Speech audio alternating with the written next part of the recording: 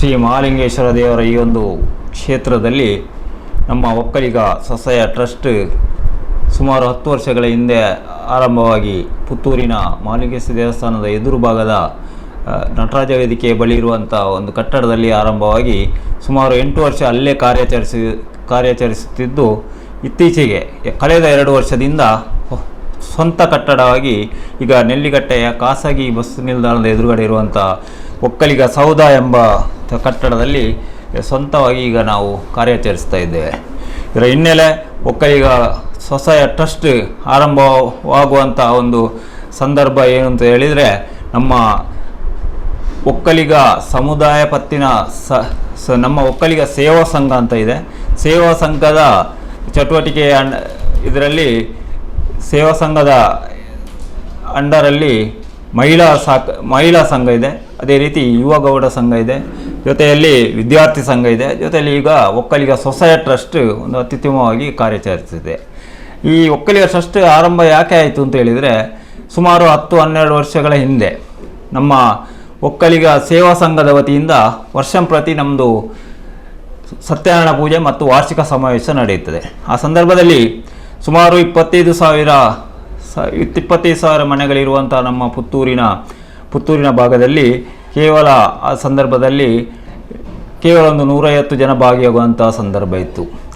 ಆ ದಿವಸ ನಮ್ಮ ಆದಿಚುಂಚನಗಿರಿ ಶ್ರೀ ಮಹಾಸ್ವಾಮಿಗಳಾದಂಥ ಶ್ರೀ ಶ್ರೀ ಶ್ರೀ ಧರ್ಮಪಾಲನಾಥ ಸ್ವಾಮೀಜಿಯವರು ಆಶೀರ್ವಾದಕ್ಕೆ ಬಂದಿದ್ದಾಗ ಈ ಬಗ್ಗೆ ಖೇದ ವ್ಯಕ್ತಪಡಿಸಿ, ನಮ್ಮ ಸಮುದಾಯ ದೊಡ್ಡ ಸಮುದಾಯ ಆದರೂ ಕೂಡ ಇಂಥ ಕಾರ್ಯಕ್ರಮಗಳಿಗೆ ಕೇವಲ 150 ಜನ ಬರುವುದು ಒಂದು ಬಾರಿ ವಿಪರ್ಯಾಸ ಅಂತ ಒಂದು ಖೇದ ವ್ಯಕ್ತಪಡಿಸಿದ ದೃಷ್ಟಿಯಲ್ಲಿ ನಮ್ಮ ಎ.ವಿ. ನಾರಾಯಣಾಗ ಯುವಗೌಡ ಸಂಘದ ಅಧ್ಯಕ್ಷರಾಗಿದ್ದರು.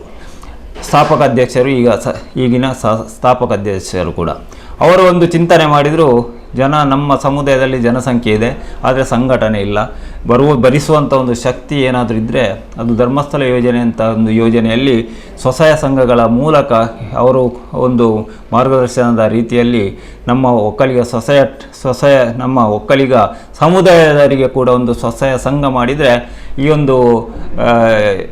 ಒಂದು ಸಂಘಟನೆಯನ್ನು ಬಲಪಡಿಸಲಿಕ್ಕೆ ಅನುಕೂಲ ಆಗ್ತದೆ ಅನ್ನೋ ದೃಷ್ಟಿಯಲ್ಲಿ 2013 ಡಿಸೆಂಬರ್ 25ರಂದು ಈ ಕಾರ್ಯಕ್ರಮ ಆರಂಭವಾಯಿತು.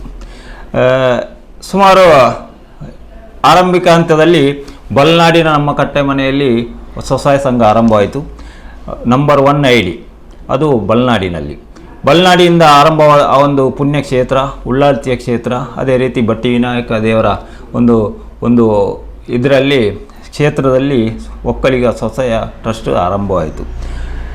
ನಂತರ ಸುಮಾರು 10 ವರ್ಷಗಳಲ್ಲಿ ಸುಮಾರು ಪುತ್ತೂರು, ಉಪ್ಪಿನಂಗಡಿ, ಪುತ್ತೂರು, ಸುಳ್ಯ, ಕಡಬ ಮತ್ತು ವಿಟ್ಲ ಈ ಭಾಗದಲ್ಲಿ ಸುಮಾರು 1040 ಈಗ ಸ್ವಸಹಾಯ ಸಂಘಗಳಿವೆ.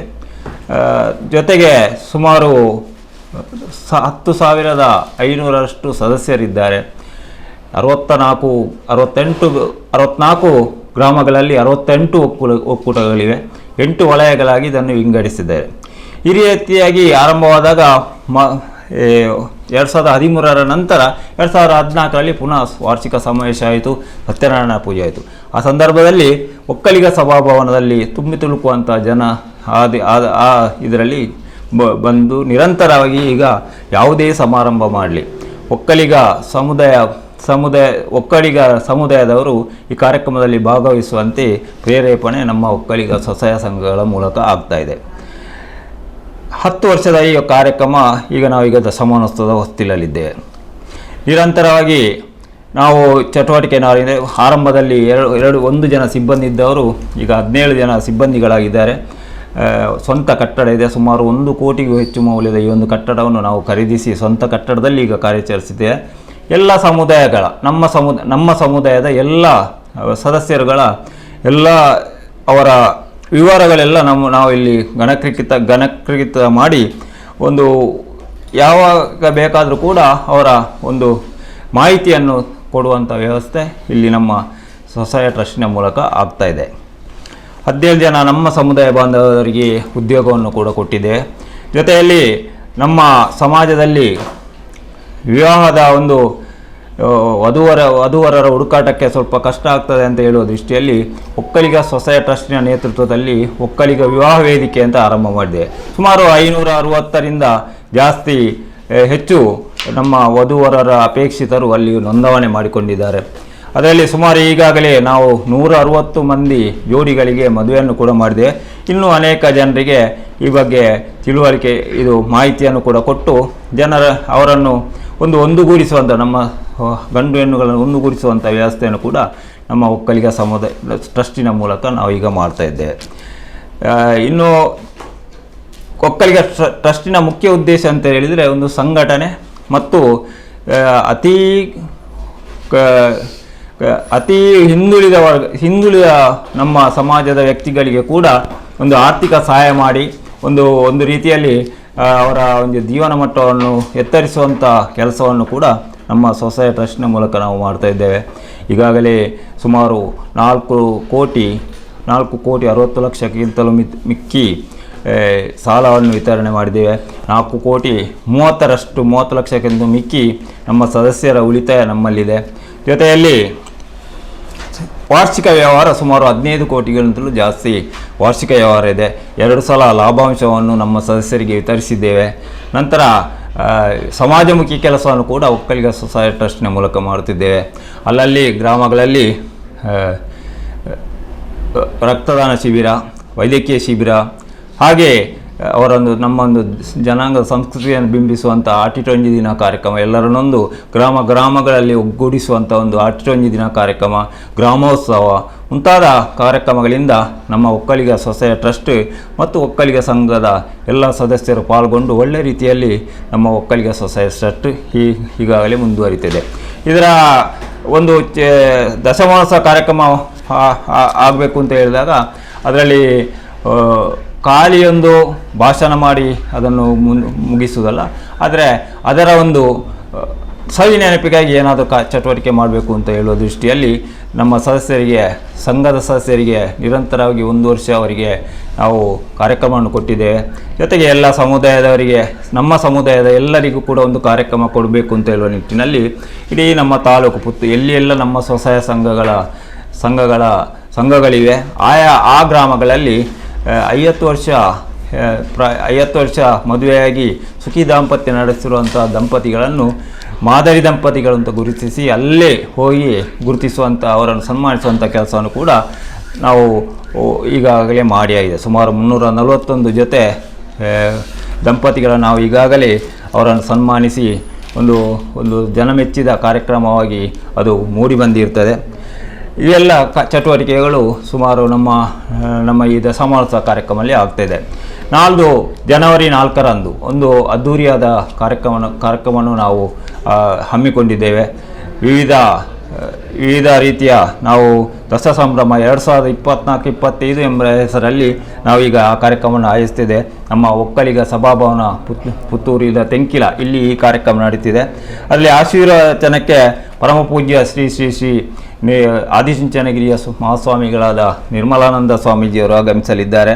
ಪರಮ ಪೂಜ್ಯ ಮತ್ತು ದಿವ್ಯ ಉಪಸ್ಥಿತಿಯಲ್ಲಿ ನಮ್ಮ ಪರಮ ಪೂಜ್ಯ ಮಂಗಳೂರು ಶಾಖಾ ಮಠದ ಮಠಾಧಿಪತಿಗಳಾದಂಥ ಶ್ರೀ ಧರ್ಮಪಾಲನಾಥ ಸ್ವಾಮೀಜಿಯವರು ಬಂದು ಅಲ್ಲಿ ಉಪಸ್ಥಿತರಿರ್ತಾರೆ. ಅಧ್ಯಕ್ಷತೆಯನ್ನು ಮಾಜಿ ಶಾಸಕರು, ಜನಪ್ರಿಯ ಮಾಜಿ ಶಾಸಕರಾದಂಥ ಮತ್ತು ನಮ್ಮ ಒಕ್ಕಲಿಗ ಸೇವಾ ಸಂಘದ ಸಲಹಾ ಸಮಿತಿಯ ಅಧ್ಯಕ್ಷರಾದಂಥ ಶ್ರೀ ಸಂಜೀವ ಮಠಂದರು ವಹಿಸಲಿದ್ದಾರೆ. ಮುಖ್ಯ ಅತಿಥಿಗಳಾಗಿ ಮಾಜಿ ಮುಖ್ಯಮಂತ್ರಿಗಳು, ಅದೇ ರೀತಿ ಮಾಜಿ ಕೇಂದ್ರ ಸಚಿವರಾದಂಥ ನಮ್ಮ ಸಮಾಜದ ಮುಂದಾಳುವಂಥ ಶ್ರೀ ಡಿ ವಿ ಸದಾನಂದಗೌಡರು ಆಗಮಿಸಲಿದ್ದಾರೆ. ಡಾಕ್ಟರ್ ರಾಜ್ಯಾಧ್ಯಕ್ಷರು ಅಖಿಲ ಕರ್ನಾಟಕ ಮಹಿಳಾ ಒಕ್ಕಲಿಗರ ಘಟಕ ಬೆಂಗಳೂರು ಆದಂಥ ಡಾಕ್ಟರ್ ಶಾಂತ ಸುರೇಂದ್ರ ಗೌಡ ಆಗಮಿಸಲಿದ್ದಾರೆ. ರಾಜ್ಯಾಧ್ಯಕ್ಷರು ಯುವ ಜನತಾದಳದ ನಿಖಿಲ್ ಕುಮಾರಸ್ವಾಮಿ ಕೂಡ ಈ ಕಾರ್ಯಕ್ರಮದಲ್ಲಿ ಭಾಗವಹಿಸಲಿದ್ದಾರೆ. ಸೋಮವಾರಪೇಟೆಯ ಶಾಸಕರಾದಂಥ ಶ್ರೀಯುತ ಮಂತರ್ಗೌಡ ಇವರು ಕೂಡ ಈ ಕಾರ್ಯಕ್ರಮದಲ್ಲಿ ಭಾಗವಹಿಸಲಿದ್ದಾರೆ.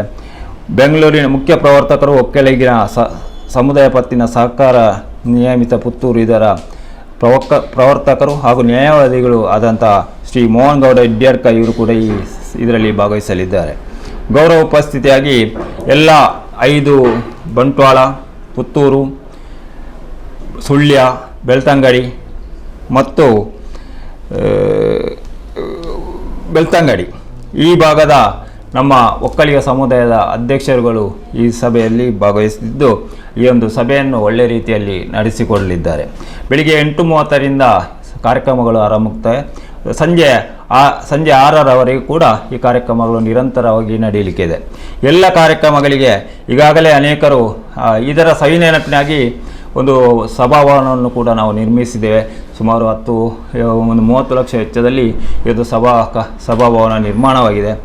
ಅದನ್ನು ಕೂಡ ಸ್ವಾಮೀಜಿಯವರು ನಾಳೆ 4ನೇ ತಾರೀಕಿನಂದು ಬೆಳಿಗ್ಗೆ ಮಹಾಸ್ವಾಮೀಜಿಯಾದಂಥ ಶ್ರೀ ನಿರ್ಮಲಾನಂದ ಸ್ವಾಮೀಜಿಯವರು ಅದನ್ನು ಲೋಕಾರ್ಪಣೆ ಕೂಡ ಮಾಡಲಿಕ್ಕೆ ಇದ್ದಾರೆ. ಇಷ್ಟೆಲ್ಲ ಚಟುವಟಿಕೆಗಳಿಗೆ ಅನೇಕ ನಮ್ಮ ಸಮುದಾಯದವರ ನೆರವಿನ ಹಸ್ತ ಬಂದಿದೆ. ಇನ್ನೂ ಕೂಡ ಅನೇಕರು ಕೂಡ ನಮಗೆ ಈ ಒಂದು ಕಾರ್ಯಕ್ರಮಕ್ಕೆ ಅತ್ಯಂತ ಮನಪೂರ್ವಕ ಸಹಕರಿಸ್ತಾ ಇದ್ದಾರೆ. ಜೊತೆಗೆ ನಮ್ಮ ಟ್ರಸ್ಟಿಗಳಿದ್ದಾರೆ. ಇಲ್ಲಿ ಒಂದು 18 ಜನ ಟ್ರಸ್ಟಿಗಳು, ಜೊತೆಯಲ್ಲಿ ಗೌರವ ಸಲಹೆಗಾರರು, ಸಲಹಾ ಸಮಿತಿಯ ಒಂದು 5 ಜನ ಸದಸ್ಯರು, ಹಾಗೆ ಒಟ್ಟು ಎಲ್ಲ ಈ ಒಂದು ಸಂಘಟನೆಯ ಟ್ರಸ್ಟಿಗಳು ಹಾಗೂ ಎಲ್ಲ ಪದಾಧಿಕಾರಿಗಳು ಸೇರಿಕೊಂಡು ಈ ಒಂದು ದಶಮಾನೋತ್ಸವ ಕಾರ್ಯಕ್ರಮವನ್ನು 4ನೇ ತಾರೀಕಿನ ಶನಿವಾರದಂದು ಅದ್ಧೂರಿಯಾಗಿ ಆಚರಿಸಿದ್ದೆ. ಎಲ್ಲ ನಮ್ಮ ಸಮುದಾಯದ ಬಾಂಧವರು, ಇತರ ಬಾಂಧವರು ಎಲ್ಲರೂ ಕೂಡ ಈ ಸಮಾರಂಭದಲ್ಲಿ ಭಾಗವಹಿಸಿ ಈ ಒಂದು ಕಾರ್ಯಕ್ರಮವನ್ನು ಅಭೂತಪೂರ್ವವಾಗಿ ಯಶಸ್ವಿಗೊಳಿಸುವರೆಂದು ಭಾವಿಸುತ್ತಿದ್ದೇವೆ. ಹಾಗೆ ಎಲ್ಲರೂ ಕೂಡ ತನು ಮನಧನ ಹಾಗೂ ಈ ಕಾರ್ಯಕ್ರಮದಲ್ಲಿ ಭಾಗವಹಿಸಿ ಒಳ್ಳೆ ರೀತಿಯಲ್ಲಿ ಎಲ್ಲರೂ ಕೂಡ ಭಾಗವಹಿಸಿ ಈ ಕಾರ್ಯಕ್ರಮದ ಯಶಸ್ಸಿಗೆ ತಾವೆಲ್ಲರೂ ಶ್ರಮಿಸಬೇಕು ಅಂತ ವಿನಂತಿ ಮಾಡಿಕೊಳ್ಳುತ್ತಾ, ಸಮುದಾಯದವರು ಖಂಡಿತವಾಗಿಯೂ ಈ ಕಾರ್ಯಕ್ರಮದಲ್ಲಿ ಭಾಗವಹಿಸ್ತಾರೆ. 10,000 ಜನಕ್ಕಿಂತ ಮಿಕ್ಕಿ ಈ ಕಾರ್ಯಕ್ರಮಕ್ಕೆ ಭಾಗವಹಿಸುವ ನಿರೀಕ್ಷೆ ಇದೆ. ಜೊತೆಯಲ್ಲಿ ಬಂದಂಥ ಎಲ್ಲರಿಗೂ ಕೂಡ ಊಟ ಉಪಹಾರದ ವ್ಯವಸ್ಥೆ ಈಗಾಗಲೇ ತಯಾರಿಗಳೆಲ್ಲ ನಡೆದಿದೆ. ಅಲ್ಲಲ್ಲಿ ಅಲಂಕಾರಗಳು ಕೂಡ ನಡೀತಾ ಇದೆ. ಅಲ್ಲಲ್ಲಿ ಬ್ಯಾನರ್ಗಳನ್ನು ಅಳವಡಿಸಿ ಕಾರ್ಯಕ್ರಮಕ್ಕೆ ಶುಭ ಕೋರಿದ್ದಾರೆ. ಜೊತೆಯಲ್ಲಿ ಎಲ್ಲ ರೀತಿಯಲ್ಲಿ ಪ್ರಚಾರವನ್ನು ಕೂಡ ಈಗಾಗಲೇ ನಾವು ತಲುಪಿಸಿದ್ದೇವೆ.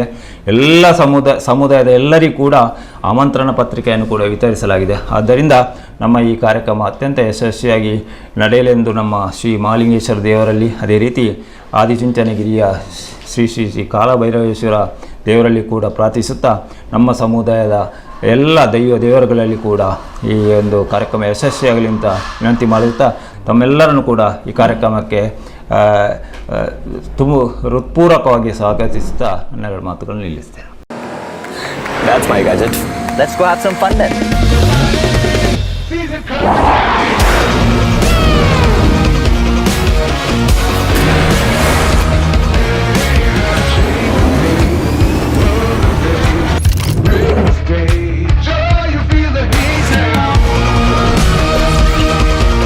Introducing the hot and techy Brezza SCNG. Cool new SCNG tech for a cool new generation.